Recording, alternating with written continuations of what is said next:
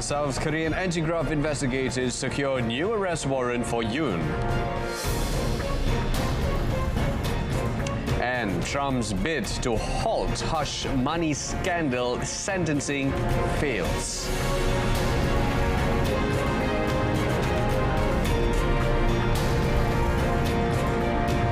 Good afternoon, it's Salam Malaysia Madani. I'm Brendan Lepal. South Korean anti-graft investigators secured a new court-ordered arrest warrant on Tuesday for impeached President Yoon Suk-yeol.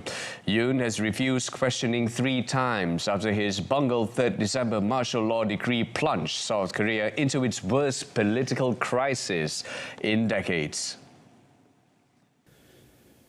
As anti-graft officials and police got a fresh warrant from the same court that issued the first order, Yoon was believed to be holed up in his residence surrounded by hundreds of guards preventing his detention. The Corruption Investigation Office, CIO, which is leading the probe into the president, has kept secret the length of the second warrant it requested after an initial 7-day warrant expired at the end of Monday.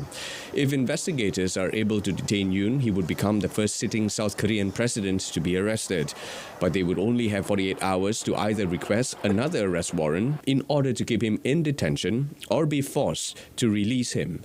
Yoon is being investigated on charges of insurrection and, if formally arrested and convicted, faces prison or, at worst, the death penalty. The South Korean government has decided to keep former and current senior officials out of the investigation into the recent Jeju airplane crash. Transport Minister Park Sang-woo said this move is aimed at preventing any conflicts of interest and making sure the investigation remains fair and unbiased. He announced the plan to exclude such figures from the Aviation and Railway Accident Investigation Board, which is tasked with investigating the fatal 29 December crash that claimed 179 lives. They will continue the investigation in compliance with international norms and domestic laws to ensure fairness. Furthermore, Park said data transcription of the cockpit voice recorder from the crashed Boeing 737-800 aircraft has been completed and that the separate flight data recorder from the plane was transported to the United States on Monday for analysis. On another note, South Korea's transport minister intends to step down to take responsibility for the deadly crash of a Boeing jet operated by Jeju Air on 29 December. Park said he will try to find the right timing to resign after addressing the current situation. The Transport Ministry also said it will swiftly improve the safety of airport landing systems. In other news, the remains of Jimmy Carter, who served only 1 term in the White House but lived longer than any United States president in history, arrived at the U.S. Capitol on Tuesday to lie in state ahead of a Thursday funeral. Carter's flag-draped casket arrived on a horse-drawn caisson after a funeral procession down Pennsylvania Avenue. Family members followed on foot in a nod to Carter's walk down the boulevard during his 1977 inauguration. The 39th president's remains will lie in state in the rotunda of the Capitol for the next 3 days, where members of Congress and the public will pay their respects. His body will travel by motorcade on Thursday for a funeral service at the Washington National Cathedral. Members of the House of Representatives and Senate, including Democratic Senators Raphael Warnock and John Ossoff of Carter's home state of Georgia, where he served as governor, as well as members of the Supreme Court, gathered in the rotunda to pay their respects. The state funeral coincides with preparations for Republican President-elect Donald Trump to succeed Democratic President Joe Biden. Security in Washington is higher than usual. The Capitol is surrounded with fencing ahead of Trump's 20th January inauguration. A New York appellate court on Tuesday denied President-elect Donald Trump's bid to halt sentencing set for Friday for his conviction on criminal charges stemming from hush money paid to an adult actress. Associate Justice Ellen Gasmer of the Appellate Division, a mid-level state appeals court, made the decision after holding a hearing on Trump's last-ditch effort to block the trial judge's ruling on Monday. The sentencing is scheduled on 10 days before his inauguration. In his ruling, Justice Juan Machon rejected a request from Trump's lawyers to delay the sentencing while they appealed two of the judge's previous rulings upholding the Manhattan jury's guilty verdict on 34 felony counts of falsifying business records in May. The judge called Trump's delay request mostly a repetition of the arguments he has raised numerous times in the past. In scheduling Trump's sentencing for Friday, Machon said he was not inclined to send Trump to prison. The judge said a sentence of unconditional discharge, effectively putting a judgment of guilt on his record without a fine or probation, would be the most practical approach, given Trump's looming return to the presidency. Nicolas Maduro is set to be sworn in for a third term as president of Venezuela on Friday, following a highly contentious election that has drawn domestic and international criticism. Maduro and his opposition rival Edmundo Gonzalez were each claiming victory in a presidential election in July after a vote marked by accusation of underhand tactics and isolated incidents of violence. Maduro became acting president of Venezuela on 8 March 2013, 3 days after the death of President Hugo Chavez from cancer. And 11 years later, he is seeking re-election for a third term in the upcoming presidential elections on 28 July. In the elections, he faced former diplomat Edmundo Gonzalez, his main opponent from the opposition coalition, after Maria Corina Machado was banned from running for any political office. Maduro has been accused by his critics of authoritarianism, leading a dictatorial regime and imprisoning opposition politicians, as well as not allowing free participation in the elections with electoral bans on popular candidates. But Maduro says he guarantees peace and promises a new period of growth and that the country will no longer depend exclusively on oil revenues.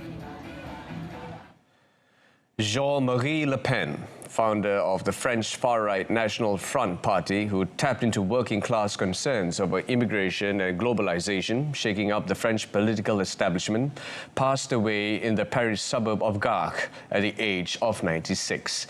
His death was confirmed by his daughter, Marine Le Pen's political party, National Rally. Local media reported Le Pen died at the Villa de Pido medicalized retirement home in Gare. In one way or another, Jean-Marie Le Pen spent his life fighting, whether as a soldier in France's colonial wars, as a founder of the far-right National Front Party, for which he contested 5 presidential elections, or in feuds with his daughters and ex-wife, often conducted publicly and furiously. He stunned the world by reaching a presidential election runoff in 2002, then losing in a landslide to Jacques Chirac, as voters backed a mainstream conservative rather than bring the far right to power.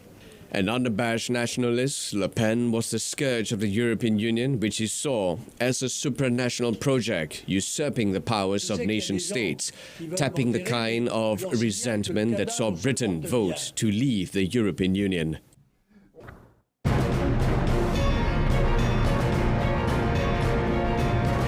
And coming up, at least 126 killed in China's Xizang earthquake. Stay tuned.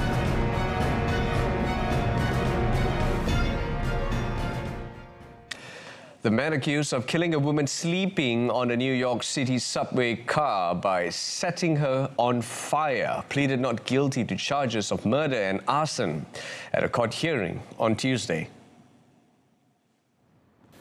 A grand jury has indicted Sebastian Zapata, 33, of 1 count of first-degree murder, 3 counts of second-degree murder, and 1 count of first-degree arson in the first degree for the killing of Debrina Kewam, 57. Crime remains relatively rare on the city's subway, one of the oldest and largest transit systems in the world, but the New York Police Department acknowledged this week that attacks like Kewam's violent killing can terrify New Yorkers. According to the police account, Zapata used a lighter to ignite the clothes of Kewam and then used the shirt to fan the fire. Kewam was pronounced dead at the scene after the fire was extinguished. If convicted on any of the charges, Zapata faces a maximum sentence of life in prison without a possibility of parole. The U.S. Department of Homeland Security has said that Zapata had entered the country unlawfully and would eventually seek to deport him. Taiwan kicked off a 3-day annual military exercise on Tuesday to highlight its military preparedness ahead of the Lunar New Year. The military demonstrated its land defense capability by having units capture areas of the Hsinchu military base occupied by troops posing as opposition force. Taiwan's defense ministry said on Tuesday they had detected 24 Chinese aircraft, include fighter jets and drones, from 12:55 p.m. local time. Taiwan's first drill of the year came just weeks after China unveiled a new tactic on Taiwan by deploying large number of naval and coast guard vessels to, quote, normalize a heightened military presence. Analysts said China's relentless harassment had taken a toll on Taiwan's resources, but had failed to convince them to capitulate largely because the threat of invasion was still an empty one for now. China regards Taiwan as part of its territory and for years has been ramping up military, diplomatic and political pressure on the island to accept its claims of sovereignty. A total of 126 people have been confirmed dead and 188 others injured as of 7 p.m. yesterday, following a 6.8 magnitude earthquake that struck Dingri County in southwest China's Xizang Autonomous Region on Tuesday morning. The country's Ministry of Public Security immediately launched a disaster response and mobilized the local police force to conduct rescue operations, manage traffic and ensure public security. The earthquake emergency response in southwest China's Xizang Autonomous Region has been elevated to level 1, the highest level. Meanwhile, China also deployed several remote sensing satellites to capture images of the quake-hit areas. According to the China Center for Resources Satellite Data and Application, 8 satellites, including those from Gaofen series and a land ecosystem carbon monitoring satellite, were mobilized to observe the affected areas. The earthquake struck at 9:05 a.m. local time, with the epicenter located in Sogo Township, Dingri County, in the city of Ikuti. 27 villages and approximately 6,900 people are within a 20-kilometer radius of the epicenter. Official data indicates that Dingri County has a population of over 61,000. A wildfire burned about 200 acres and threatened homes in an upscale section of Los Angeles yesterday, forcing evacuations. The Pacific Palisade fire between Santa Monica and Malibu led the Los Angeles Fire Department to issue a mandatory evacuation order for a large area from the hills of Topanga Canyon down to the coastline. Huge billows of smoke could be seen blowing from the hills from miles away as flames encroached on nearby homes. The fire was fueled by Santa Ana winds that blow warm and dry winds from the inland deserts toward the coast. Some evacuees walked away from the fire while others got stuck in traffic in their cars. Los Angeles Mayor Karen Bass ordered emergency measures that mobilized city departments to prepare for downed power lines and trees likely to cause power outages. Before the fire started, the National Weather Service had issued its highest alert for extreme fire conditions for much of Los Angeles County from Tuesday through Thursday.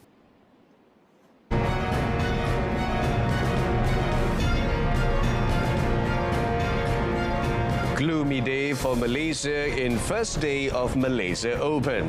That and more in our sports segment. Stay tuned.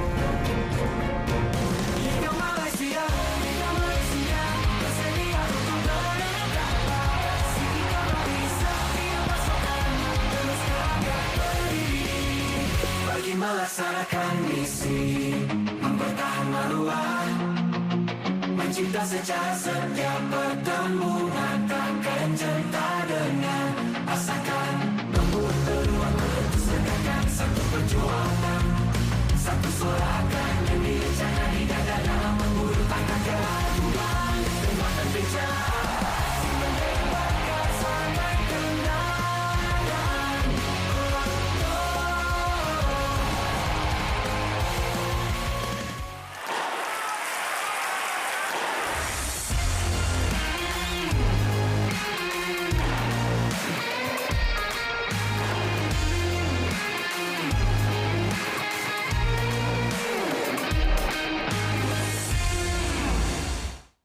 And starting off our sports segment this afternoon, 3 pairs including national top mixed doubles duo Chen Tanjie, Teo Yi-wei and men's doubles Man Wei, Chong Ti Kai Woon marched to the second round of the Malaysia Open 2025. It provided a relief to the national camp following an abysmal performance displayed by 7 other Malaysian shuttlers.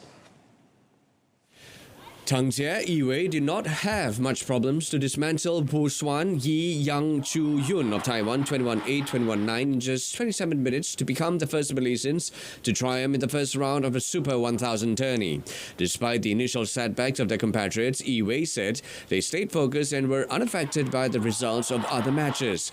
Tang Jie Yi-wei will next take on Taiwanese pair Ming Tze Lu, Hu Engzu, who brushed off another Malaysian pair Hu Pangron, Cheng Su Yin 28-26, 14-21, 24-22. In the women's doubles professional pair, Vivian Hu, Lim Chiu Xian sent off another Taiwanese pair, Cheng Yu Pei, Sun Yu Sing, 21-11, 21-17, to make it to the next round. However, a big hurdle awaits Vivian Chiu Xian as they are scheduled to take on top seeds and world number 1 from China, Liu Shengshu Tan Ning, who dispatched Denmark's Julia Finn Ibsen, Mai Suro, 21-10, 21-10.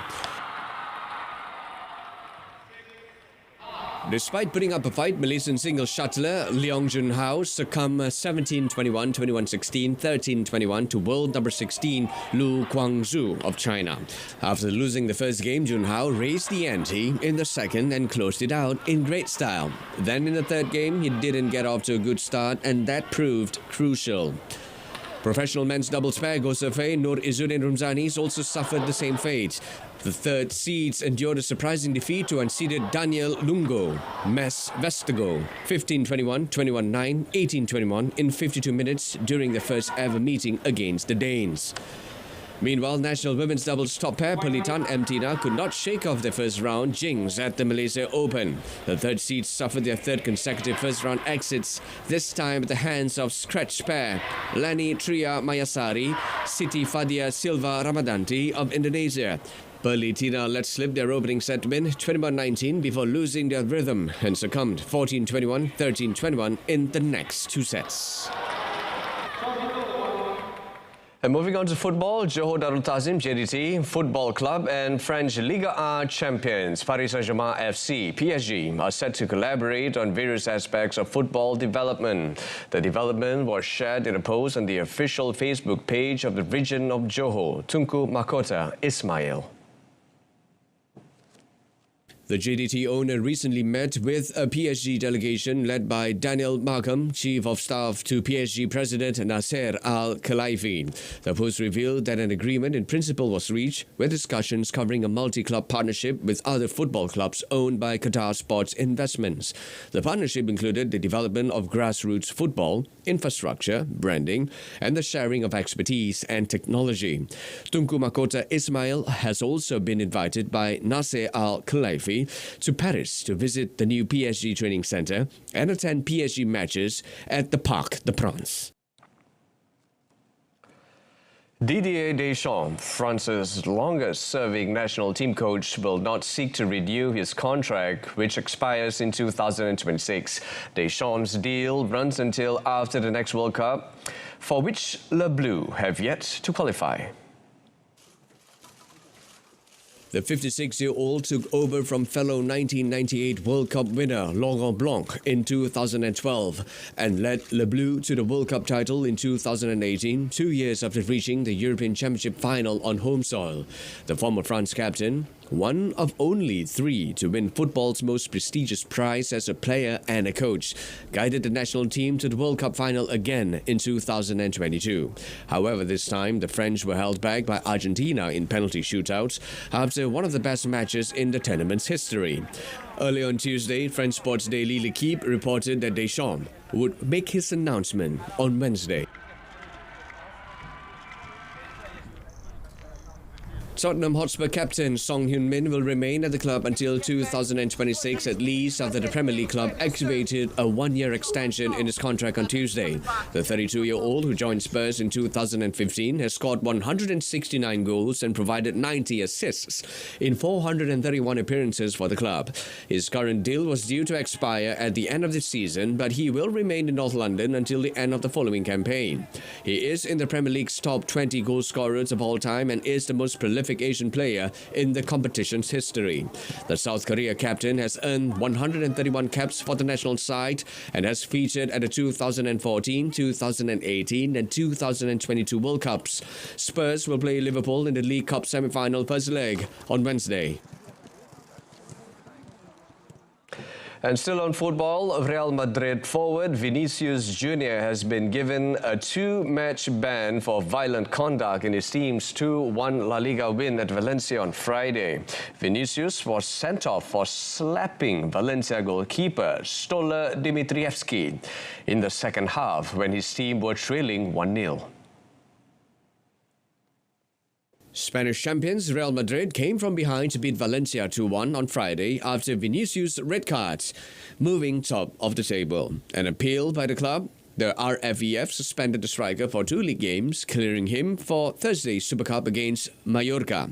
Real, La Liga leaders with 43 points, will look to retain their Super Cup title in the 4-team tournament in Saudi Arabia.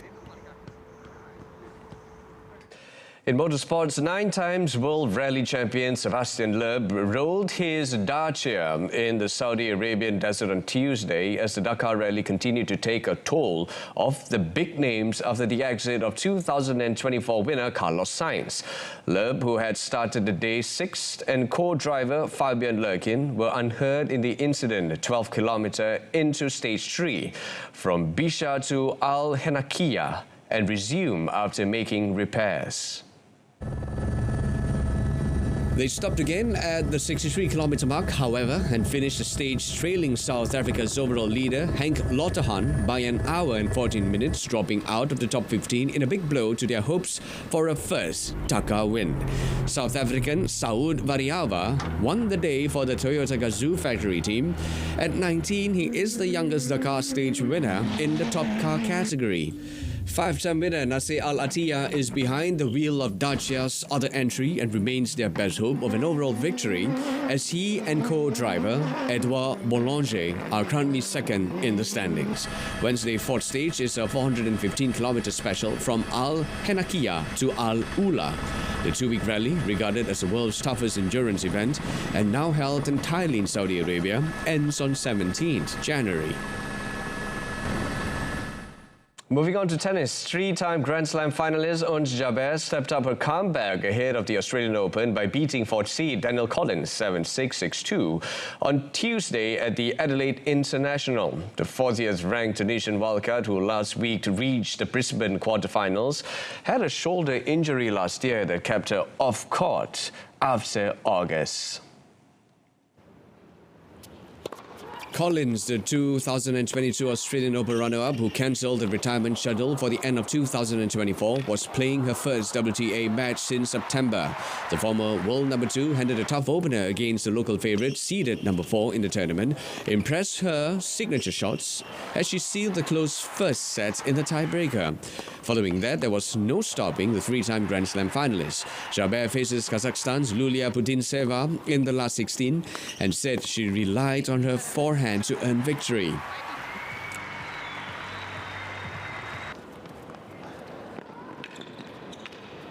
Meanwhile, defending champion Yelena Ostapenko needed a set to get going but kicked up the intensity in a 4-6, 6-1, 6-1 defeat of Magdalena Frech. The 27-year-old took the opening set 6-4, but 2-time major winner Ostapenko bounced back to take the next 2, 6-1, 6-1, to complete a come-from-behind victory and book a spot in the last 16.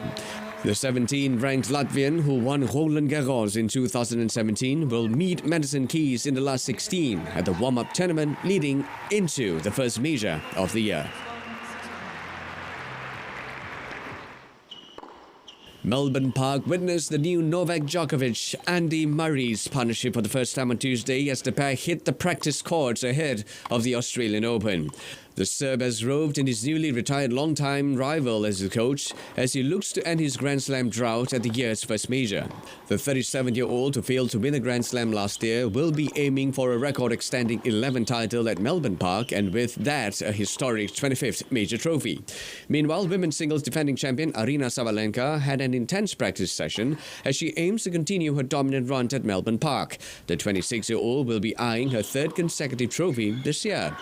Elsewhere, with Elena Rybakina's former coach Stefano Vukov provisionally suspended by the WTA, Goran Ivanisevic was back by her side as she hit the practice session.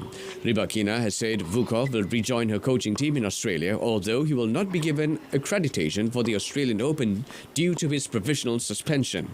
The Australian Open is scheduled to run from 12 to 26 January.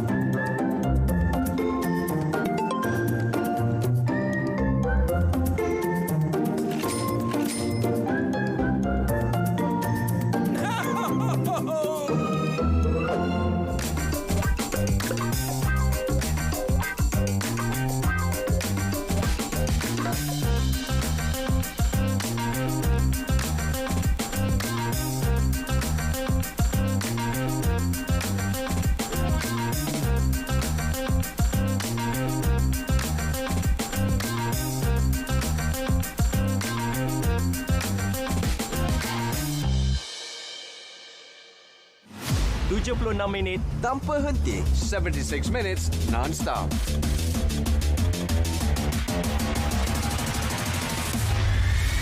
Transparent and concise. Paparan komprehensif, ringkas dan padat. Saksikan Kanta 744 7.44 malam. Berita perdana 8 malam. Malaysia tonight, 8:30 p.m.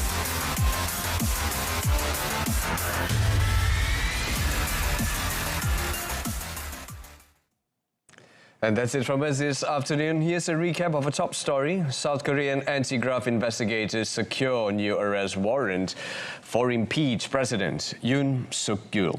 Do join us again tonight, 8:30 p.m. for more. You can stream us online on RTM Click's website or mobile application. Till then, I'm Brendan Lepal. From the river to the sea, Palestine will be free. Thank you for watching and have a pleasant day ahead. Take care.